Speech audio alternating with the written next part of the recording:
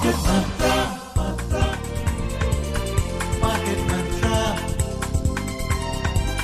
Market Mantra. Market Mantra. Market Mantra.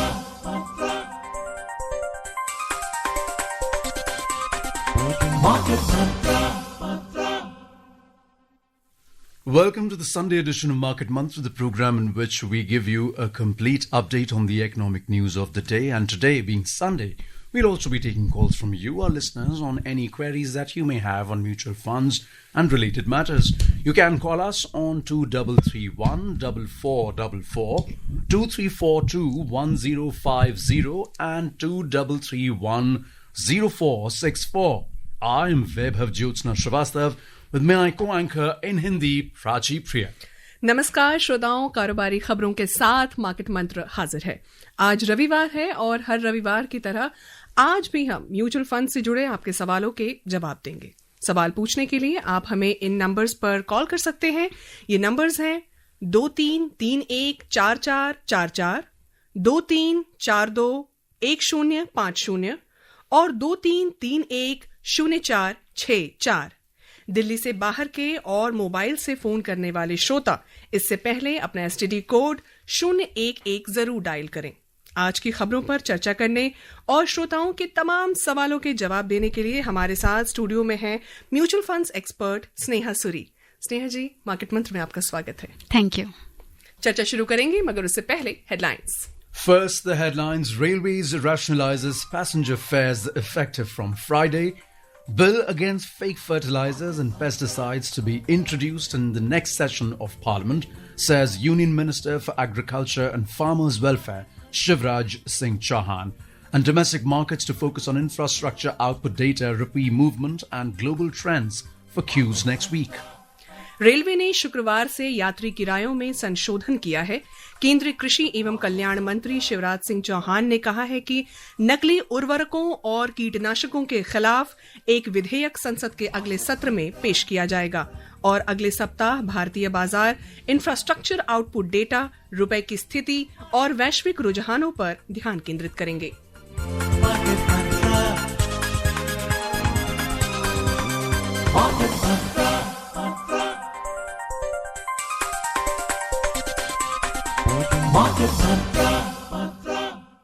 The views and opinions expressed by the experts in this program are their own and not of Akashvani. Akashvani advises its listeners to do their own research or consult a registered professional before taking any investment decision. We further advise all listeners to exercise due diligence and rely on their own judgment for taking any financial decision. और वैभव दिल्ली से हमारे साथ सीधे जुड़ रहे हैं योगेश। योगेश जी, अपना सवाल पूछिए। जी नमस्कार आप सभी को। मेरा सवाल ये है कि जैसे आजकल फाइनेंशियल स्कैम्स बहुत बढ़ गए हैं और बैंक अकाउंट से पैसे खाली हो जाते हैं, तो उस केस में जो हमारा सेविंग अकाउंट है इसकी जगह पे अगर हम लिक्विड फंड यूज करें तो ये कैसी स्ट्रेटेजी रहेगी सेफ्टी के पर्पज से और रेट ऑफ रिटर्न जो हमारा थोड़ा सा ज्यादा मिलता है उसके पर्पज से? जी योगेश जी, आज के डिजिटलाइजेशन के टाइम पे जहाँ पे एक तरीके से आपके एडवांटेजेस बढ़ते हैं, तो आप बिल्कुल सही कह रहे हैं, डिसएडवांटेजेस बढ़ने की भी संभावना रहती है। And it is very good to always be on the safer side. और ऐसा कुछ अगर कोई रास्ता दिखता है जो हेल्प कर सकता है इस चीज़ को डील करने में, तो एक स्ट्रैटेजी जो हमेशा काम आती है वो डाइवर्सिफिकेशन रहती है, चाहे ज़िंदगी में हो चाहे इन्वेस्टमेंट से रिलेटेड हो। तो अगर आप सेविंग्स अकाउंट में अपना पैसा रखते हैं और आप थोड़ा लिक्विड फंड्स में रखते हैं तो एक तरीके से आप डिस्ट्रीब्यूट कर पाते हैं उसको। सबसे ज़्यादा इम्पॉर्टेंट ये रहता है ध्यान रखना कि कभी भी आप कुछ भी ट्रांजैक्शन कर रहे हैं तो OTP किसी को भी कहीं पे भी, चाहे फ़ोन पे चाहे मैसेज पे, कहीं ना दें। Always be there yourself to handle these kind of transactions, and that should hopefully help protect you from any scams. Our next call is also from Delhi. We're joined in by R.S. Dahiya ji. Dahiya ji, स्वागत है market मंच में, अपना सवाल पूछें। Sir नमस्कार। जी नमस्कार। Sir, please keep this call interactive, don't disconnect it. I have asked this question earlier also. My question is that I want to invest about 10 lakh rupees in equity schemes and I don't need money for 5 to 7 years. And I am, want to invest only in those funds which are doing high performance, even in the bad time of last 15 months in the stock market. I want to request the expert if she can help me by giving 2-3 names. जी धैया जी, जिस तरीके से आपने बोला कि आप कुछ ऐसे funds में इन्वेस्ट करना चाहते हैं जो which are high performing and at the same time have manage to protect the downside in let's say any kind of market phases that they have seen. So in equity markets एक तरीके की saying है कि there is no free lunch. So उसका मतलब ये रहता है कि अगर रिस्क रिटर्न बढ़ेगा तो वो ज्यादा रिस्क के साथ ही आएगा. इसका कोई दूसरा तरीका नहीं है जिस तरीके से हम इसे बोल सकते हैं. तो बेस्ट तरीका ये रहता है, okay you have 10 lakh rupees and to invest it for let's say a period of 5 to 7 years. Equity becomes the best asset class and a few categories that can be looked at can be multi cap funds, then some 20% kind of 20 to 30% kind of exposure selectively towards mid and small caps, which can help you generate that high kind of returns that you are expecting. But at the same time, you will actually have to, look at the funds, look at if their 5-year performance is extremely good, but how their worst years have been across market timings, across market phases, sorry. So, of course, you can pick, let's say, 2 funds from multi-cap category, 1 from small cap and 1 from mid-cap. And, of course, if required, you can increase the number of funds, let's say, to up to 6 funds because of the 10 lakh kind of investment amount that you have. Just make sure to invest in small amounts because SIP is what helps you protect psychologically. Even if, let's say, you are in a fund which is giving you high performance, but at the same time it because we cannot predict the future. Let's say it has always protected the downside, but there comes some unprecedented event like COVID and it is not able to do that in those down times. At that time, if you would have invested lump sum, that would hit you hard psychologically, making you to exit the fund, while which is not important, which is not desirable because a 5 to 7 year kind of a horizon requires continuous investment. So SIP allocation to 2 to 3 multi-caps, 1 small cap, 1 mid-cap should help you. बिल्कुल स्नेहा, हमारे साथ दिल्ली से ही एक और collar जुड़ रहे हैं. इनका नाम है अमित. अमित जी, कृपया अपना सवाल पूछिए. मैडम नमस्ते. स्नेहा मैडम नमस्कार. मैडम मेरा क्वेश्चन ये है कि ये जो सेक्टर ओरिएंटेड म्यूचुअल फंड्स होते हैं, जैसे कि मैंने हेल्थ केयर फंड में लगाया था, इंडिया अपॉर्चुनिटी में लगाया, उसके बाद मॉन्यूमेंट फंड है, तो ये इनका मैं देख रहा हूँ कि मतलब ऑलमोस्ट मेरे अलग अलग कंपनीज में मैंने 3-4 जगह पे लमसम इन्वेस्टमेंट किया हुआ है और पिछले 3 से 4 साल हो गए मैम, इसमें बहुत ज्यादा रिटर्न इतना नहीं दिखाई दे रहा है. तो क्या मुझे स्विच करना चाहिए वहां से या वेट करना चाहिए? जी अमित जी, ये कंसर्न बिल्कुल ही आपका वैलिड है बिकॉज सेक्टर और जो थीम बेस्ड फंड्स होते हैं उनका अंडरलाइंग जब आप इन्वेस्ट कर रहे होते हैं ना, तो वो एक तरीके से आपको सोच के चलना चाहिए दैट वहां कुछ ऐसे मार्केट के फेजेस आएंगे जब इनकी परफॉर्मेंस जब गिरेगी तो वो काफी ज्यादा नीचे जा सकती है. जैसे आपने बोला मोमेंटम फंड्स, ये फंड्स की प्रदर्शन जब मार्केट बहुत ही तेजी से बढ़ रही होती है तो इनका काम ही यही है कि आपको काफी अच्छा अल्फा देंगे ओवर देयर बेंचमार्क्स. बट कुछ 1.5 साल से मार्केट एक तरीके से साइडवेज रही है, कभी गिर रही है या फ्लैट रह रही है, तो उस टाइम के लिए ये सेक्टर या ये थीम वर्क नहीं करता है. इसलिए बेस्ट तरीका ये रहता है, अगर आपको इन सेक्टर्स या थीम्स में बिलीफ है और आप चाहते हैं कि आप इनमें एलोकेशन रखें to generate some alpha for your overall portfolio, best तरीका ये रहता है कि आप इनको कुछ 10% से ज्यादा अपने इक्विटी पोर्टफोलियो का ना बनने दें. तो अगर आज के टाइम पर वो उतना नहीं बने हुए हैं तो फिर देयर इज नो हार्म कि आप बने रहें, बिकॉज लॉस में अभी एग्जिट क्यों ही करना है अगर ये उतना ज्यादा एक्सपोजर नहीं है एंड जो आपका कोर इक्विटी है वो आज भी डाइवर्सिफाइड फंड्स में है, let's say flexi cap, multi cap, value oriented funds या large and mid cap funds, तो इट इज ओके. इन फंड्स को आप रहने दीजिए. जब आपने इतना धैर्य रखा है तो क्या पता आगे जाके वो वर्क कर जाए. श्रोताओं, आइए जाने अपनी पहली खबर को और विस्तार से. इस महीने की 26 तारीख से रेल किराए में संशोधन किया जा रहा है. सामान्य श्रेणी में 215 किलोमीटर तक की यात्रा के लिए किराए में कोई बदलाव नहीं किया जाएगा. इससे अधिक दूरी की यात्रा पर प्रति किलोमीटर 1 पैसे की दर से वृद्धि की जाएगी। मेल, एक्सप्रेस और एसी गाड़ियों में ये दर 2 पैसे प्रति किलोमीटर होगी। उपनगरीय इलाकों और मासिक सीजन टिकट के किराए में कोई वृद्धि नहीं की गई है। रेलवे के अनुसार किराए में वृद्धि से लगभग 600 करोड़ रुपए का अतिरिक्त राजस्व प्राप्त होगा।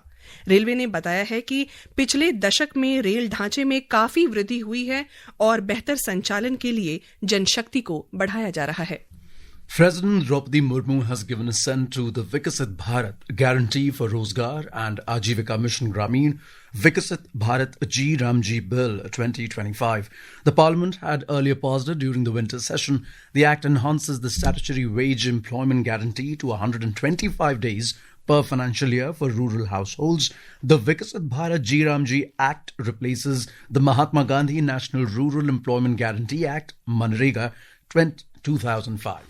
श्रोताओं, आगे बढ़ने से पहले मैं एक बार फिर से आपकी सहूलत के लिए नंबर्स को दोहराना चाहूंगी। ये नंबर्स हैं 23314444, 23421050 और 23310464। इन नंबर्स पर कॉल करके आप हमारे सामने बैठी हुई हैं, उपस्थित हैं स्नेहा सूरी जी, म्यूचुअल फंड एक्सपर्ट। आप अपने सवाल इनसे पूछ सकते हैं। Absolutely, the numbers are 23314444, 23421050 and 23310464. Callers of outside Delhi, please put the prefix 011. Snehaji, we usually see a lot of upheavals in the market that we have been seeing, as you were just telling one of our callers, in the past 1.5 years. What would be your suggestion to those investors who are just new to the markets, who have just joined in the past 2 or 1.5 or 1 year? They've seen a lot of red in their portfolio. They don't know about all the great expectations that other investors have or have seen, which come from the great returns that have come in the past 10 years. What would be your suggestion on how to safeguard their financial investments online, please? Right. So you very well framed it that the people who are now entering have entered because they've seen the double digits that we have seen in, let's say, the last 2 to 3 years. And with that kind of expectation, when one enters and sees the portfolio in red, that hits you hard. That is why time has a role to play, and it is only when you have some time in your hand that you enter equity markets. So some surplus and some 5-year plus kind of an horizon is when you should think of entering equity markets. At the same time, you should not invest in, let's say, any kind of product which is showing you brilliant 1-year returns. Because what matters is, as I was telling one of our users, how the fund or any kind of market related instrument has performed when the markets bled. That is what eventually tells you how your portfolio is going to be sooner or later. जी स्नेहा, जानते हैं कि अगली जो हमारे पास जो query आ रही है वो दिल्ली से आ रही है, और वो क्या है? दिल्ली से हमें केशव कॉल कर रहे हैं। केशव जी, कृपया अपना सवाल पूछिए। हेलो, नमस्कार मैडम। नमस्कार। हेलो जी, आपकी आवाज पर्याप्त आ रही है। हाँ जी, म्यूचुअल फंड में लमसम अगर हम एक साथ पैसा लगा दें 2, 4, 5 साल के लिए, और अगर हमें बीच में इसको विड्रॉ करना पड़ता है तो इसके उसमें पेनल्टी लगती है। जैसे एफडी हमने करा रखी है, एफडी में पेनल्टी लग जाती है। तो ये म्यूचुअल फंड या एफडी में कौन सा हमें बेनिफिट है? क्योंकि म्यूचुअल फंड में इतना हमें जानकारी नहीं है। जी केशव जी, जो 2 टाइप के इंस्ट्रूमेंट्स आप कंपेयर कर रहे हैं वो काफ़ी डिफरेंट है। एफडी एक तरीके से आपको गारंटीड रिटर्न्स देती है, और म्यूचुअल फंड्स में कोई भी ऐसा प्रोडक्ट नहीं है जो आपको कंप्लीट गारंटी और कैपिटल प्रोटेक्शन ऑफर करता है। ये मैं आपको एक डिफरेंस अपफ्रंट बताना चाहूँगी। जो आप जानना चाह रहे हैं वो ये है कि अगर आप लमसम पैसा किसी म्यूचुअल फंड में डालते हैं तो आपको पेनल्टी लगती है। जी हाँ, बिल्कुल। 2 तरीके के मोटे मोटे म्यूचुअल फंड्स रहते हैं, एक डेट बेस्ड रहते हैं और एक इक्विटी मार्केट लिंक्ड, जो शेयर बाजार हम कहते हैं, उससे लिंक्ड रहते हैं। शेयर बाजार में जब आप 1 साल तक बने रहते हैं तो आपको 20% का टैक्स देना पड़ता है अगर आप उसके विदिन निकाल लेते हैं, और उसके बियॉन्ड भी आपको टैक्स देना पड़ता है, बट आपका कुछ 1,25,000 तक वो एग्जेम्प्ट रहता है। और जब आप किसी डेट फंड में रहते हैं तो वो आपके टैक्स स्लैब पे टैक्स्ड होता है, जैसे कि एफडीज में भी रहता है। तो यहाँ पे ज़्यादा बेटर ये नहीं है कि आप टैक्स पर्सपेक्टिव से इन्वेस्ट करें। आप इन्वेस्ट करने के लिए इंस्ट्रूमेंट की चॉइस इस तरीके से करिए, अगर आप मार्केट के उतार चढ़ाव से कंप्लीटली फाइन रहते हैं और आप, जैसे मैंने पहले बताया था, 5 साल का इन्वेस्टमेंट होराइजन रखते हैं, तो आप इक्विटी फंड्स में बिल्कुल इन्वेस्टमेंट स्टार्ट कर सकते हैं। अग्रेसिव हाइब्रिड नाम के एक फंड्स होते हैं जिनमें आप खुद से ऑनलाइन इन्वेस्ट कर सकते हैं। बट वही रहता है कि आप 1 साल तक तो उसमें बने ही रहिए अगर आप टैक्स पर्सपेक्टिव से सोच रहे हैं। बट जैसे मैंने बोला, टैक्स बचाना से हमारी इन्वेस्टमेंट या फिर आगे की जो हमें पूंजी को बढ़ाना है वो नहीं बनता है। वो इस सोच से बनता है कि आपके पास ये टाइम है, आप लगे रह सकते हैं और आप इन्वेस्ट कर सकते हैं। जी, गाजियाबाद से हमारे साथ प्रणव जुड़ रहे हैं। प्रणव जी, अपना सवाल पूछिए। हेलो जी, अपना सवाल पूछिए। जी, गुड इवनिंग टीम। मेरा क्वेश्चन ये है कि मैंने SBI इनोवेटिव फंड में अपने पैसे लगा रखे हैं पिछले 1.5 साल से, एंड रिटर्न कुछ अच्छा आ नहीं रहा है, और अमाउंट जो है वो है लमसम में था 10 लाख रुपीस। तो इसको कंटिन्यू रखना चाहिए या फिर इससे मेरे को मूव आउट होकर किसी और फंड में लगाना चाहिए पैसे?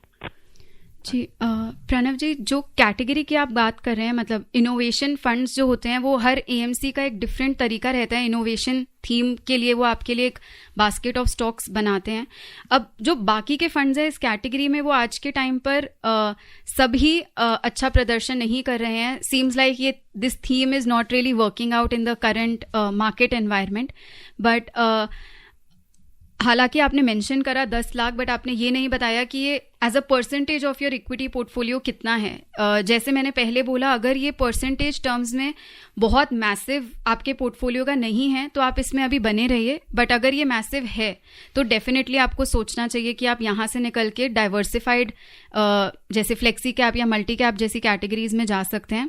दूसरा, अगर ये जो मेरा पहले पॉइंट बताना मिस हो गया था, अगर ये छोटा हिस्सा है बट आपको रात को उठ के चेक करना पड़ता है ये अभी भी नेगेटिव रिटर्न दे रहा है, विच मीन्स कि आपने जिस पर्पस के लिए वो इन्वेस्ट करा था, which is to safeguard your future needs and requirements, तो ये मीट नहीं कर पा रहे क्योंकि ये प्रेजेंट में ही आपको पीस नहीं दे पा रहा है। इन दैट केस आप जरूर यहाँ से निकल के डाइवर्सिफाइड में रहिए।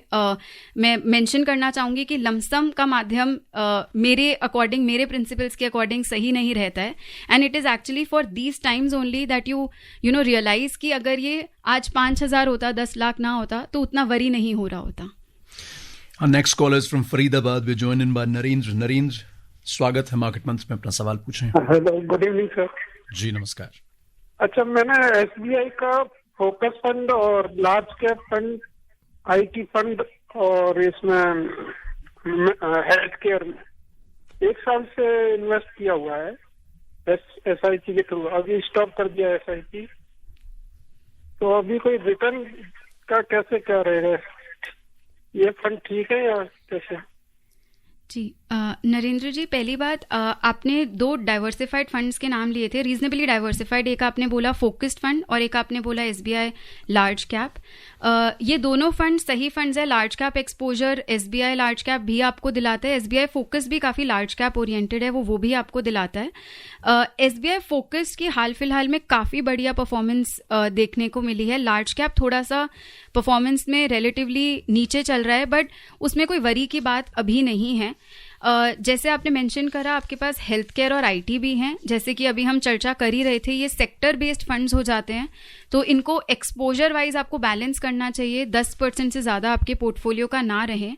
एक इम्पॉर्टेंट चीज़ मैं यहाँ मेंशन करना चाहूँगी, आपने बोला आपने 1 साल में SIP रोक दी, वो मेरी नज़रों में थोड़ा सा सही डिसीजन नहीं है, क्योंकि जब आप इन्वेस्ट कर रहे थे और अगर आपके पास वो सरप्लस है तो आप बिल्कुल फोकस्ड और लार्ज कैप में कंटिन्यूड रख सकते हैं अपनी SIP। अगर कोई मान लीजिए कॉन्स्ट्रेंट है जिस वजह से आपने स्टॉप करा तो इट इज़ ओके, आप इसमें फोकस्ड और लार्ज कैप में एग्जिट नहीं करिएगा। हेल्थ केयर और IT में आप अपना एक्सपोजर मैनेज करिएगा। अनदर इंपॉर्टेंट एस्पेक्ट इज ये सारे फंड्स आपने एक ही AMC के लिए हुए हैं, विच इज SBI। ज़्यादा बेहतर ये रहता है डाइवर्सिफिकेशन जब हम फंड लेवल पे करते हैं, हमें AMC लेवल पे भी करना चाहिए। तो मेरी नज़र में ये ज़्यादा फीजिबल है अगर आप लार्ज कैप एक्सपोजर एक और AMC से भी अगर इन्वेस्ट करें, ऑफकोर्स अगर आपके पास वो सरप्लस अमाउंट है तो। बिल्कुल, रुख करते हैं आज की अगली खबर की तरफ। कृषि और किसान कल्याण मंत्री शिवराज सिंह चौहान ने कहा है कि सरकार नकली उर्वरकों और कीटनाशकों से निपटने के लिए संसद के अगले सत्र में एक विधेयक लाएगी। उन्होंने भ्रामक टैग के साथ नकली उर्वरकों और कीटनाशकों की बिक्री पर चिंता व्यक्त की। श्री चौहान ने कहा कि बेईमान कारोबारियों के खिलाफ सख्त कार्रवाई की जाएगी। Foreign investors pulled out 14,185 crore rupees from the Indian equity market so far in December. However, as per depositories data, foreign portfolio investors or FPIs invested 915 crore in the debt general limits so far in December. The sharp withdrawal from equities follows a net outflow of 3,765 crore rupees in November. The current trend comes after a brief pause in October when foreign portfolio investors or FPIs infused 14,610 crore rupees, snapping a 3-month streak of heavy withdrawals. FPIs sold equities worth 23,885 crore rupees in September, 34,990 crore rupees in August, and 17,700 crore rupees in July. प्रधानमंत्री नरेंद्र मोदी ने आज असम में डिब्रूगढ़ जिले के नामरूप में 10,601 करोड़ रुपए की लागत वाले उर्वरक संयंत्र की आधारशिला रखी। इस परियोजना का उद्देश्य इस क्षेत्र में उर्वरक उत्पादन को सशक्त बनाना और कृषि वृद्धि को समर्थन देना है। ये संयंत्र प्रतिवर्ष 12,70,000 मीट्रिक टन यूरिया का उत्पादन करेगा। इस अवसर पर प्रधानमंत्री श्री नरेंद्र मोदी ने कहा कि इस संयंत्र से उर्वरक आयात पर निर्भरता कम होगी, रोजगार के अवसर सृजित होंगे और विकास के लिए उत्प्रेरक का काम करेगा। Snehaji, moving on again to short-term needs this time. If investors, again, we time and again listen to the fact that investors pull out of the market, especially with equity-linked investments before or maybe in 1 year or 2 years or before 5 years span. If there's a need, let's say, or whatever we read when we read good offers on mutual funds, we read that we must know our needs first. If the needs are within 5 years, what would be your suggestion to our investors? Where should they be putting in their money? And also, is there any mutual fund or a class of mutual funds which is just like the PPF, which gives a similar or a little higher return, but with the same amount of safety and guarantee?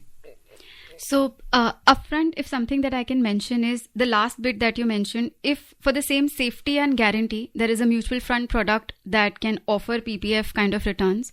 So no, with the same kind of safety and guarantee, even in our minds, that question should actually not be, attuned to that kind of, let's say, frame, because that would be wrong, right? And that is why we see occasions when investors pull out, because the wrong expectation versus the wrong investment product that they are coming in.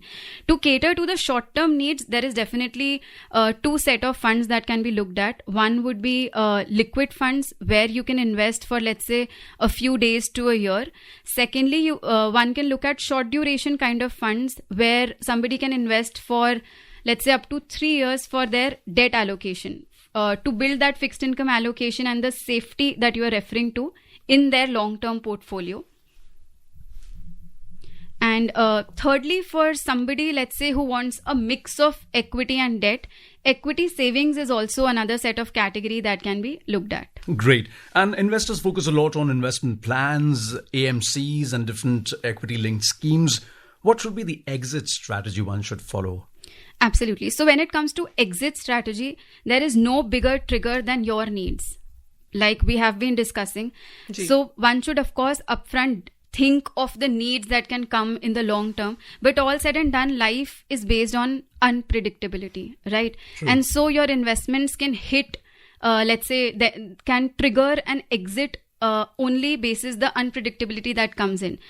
No ifs and buts. If something requires you to pull out that money, a non-negotiable situation has come in, you do not really think of the underperformance and outperformance. You really need to deal with that goal first.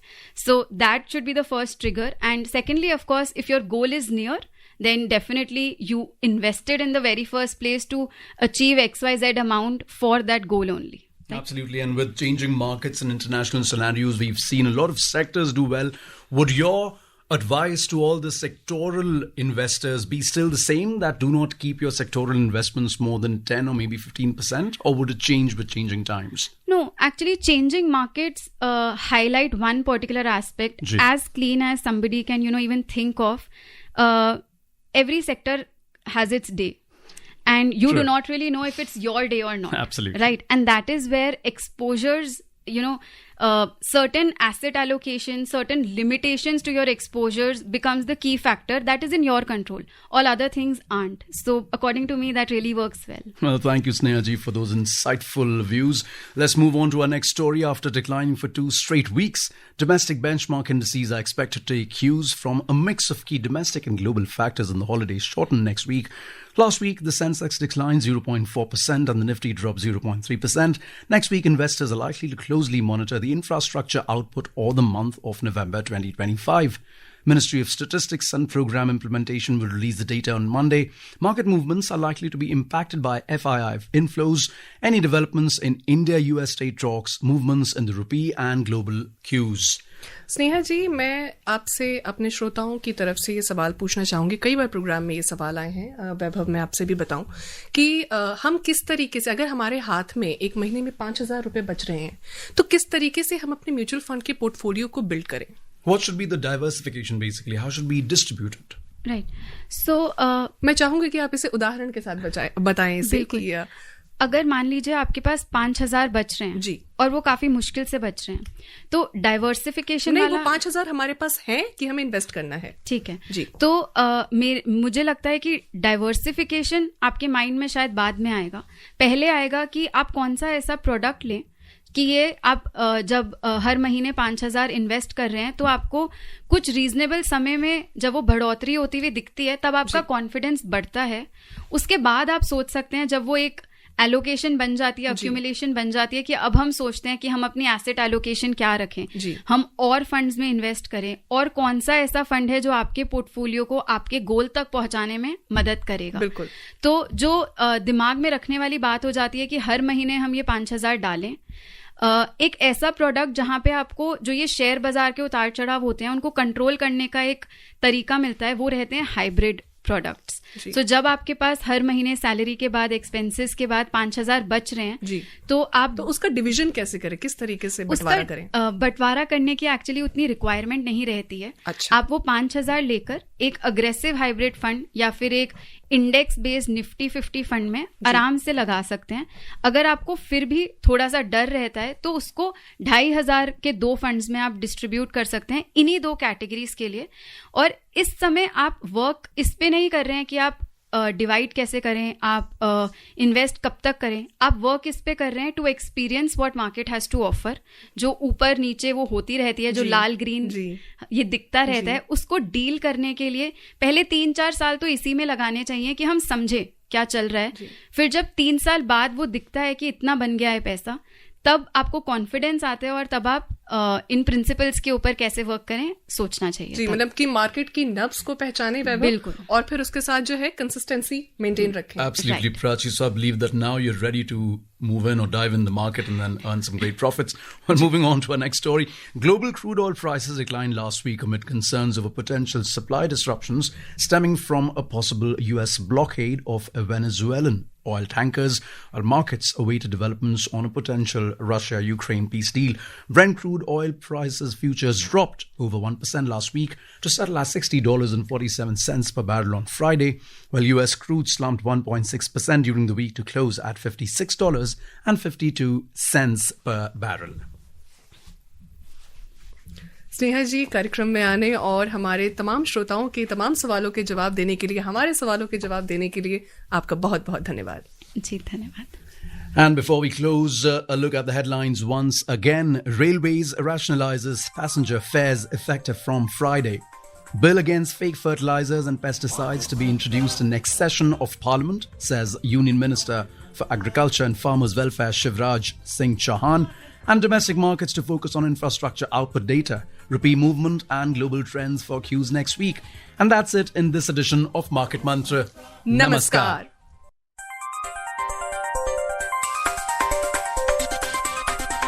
Market Mantra.